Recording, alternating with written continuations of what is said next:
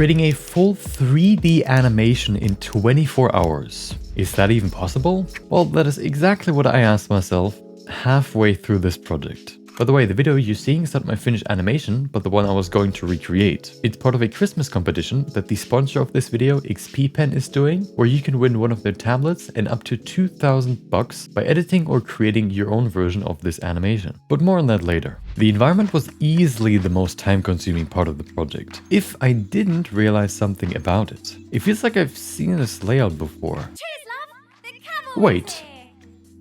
Who was that?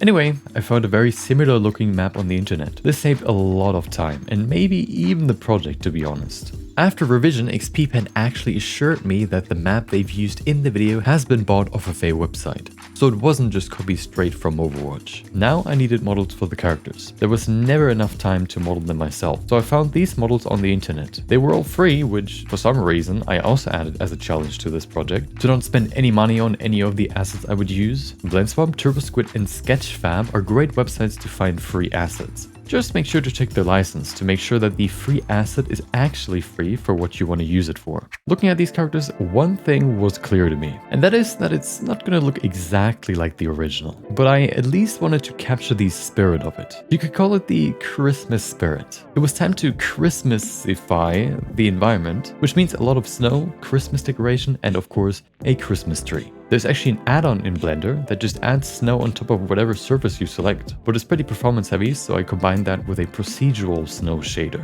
And after adding a few more decorations to the Christmas tree, the environment was looking pretty good. And it only took 4 hours to get here. Actually, let's make that 5 hours, because there was so much unnecessary stuff in this blend file, like these almost 2,000 empties that I had to remove, just because it was slowing down my PC so much. After an hour of cleanup, it was time to release the characters into this winter wonderland.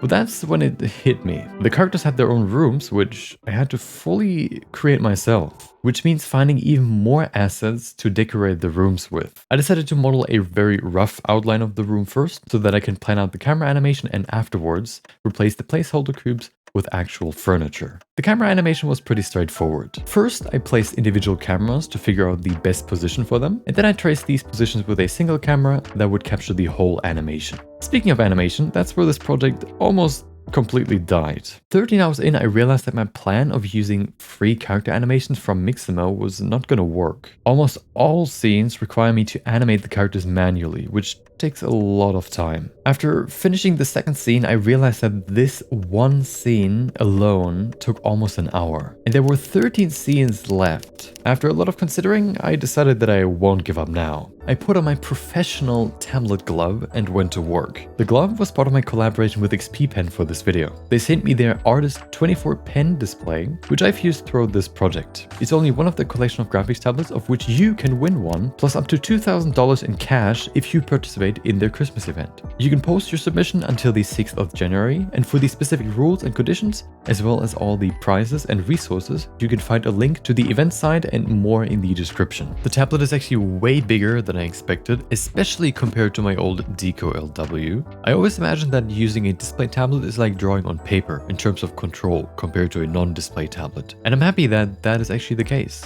Because of its thick protective cover, there's a slight gap between the pen and the screen, which can be confusing at times. But if you just trust your instinct and don't look at the cursor, it's pretty intuitive to use. I haven't found the best way yet to set it up so that it's as ergonomic as possible. Looking down on it has put a little bit of strain on my neck from time to time, but maybe that's just the drawback of these kinds of tablets. 6 hours later, I was done. I finished the animations, rougher than I would have liked, but hey, they capture the essence, which was the most important part. I was actually able to use Mixamo animations for one scene, which probably would have been the hardest one if I had to animate it manually. The time was coming to an end, so I spent the last few hours refining the roughest parts of the whole project. Finding the right assets to decorate the room would have taken way too long, so I grabbed some free materials off of Polyhaven and made the cubes look like furniture.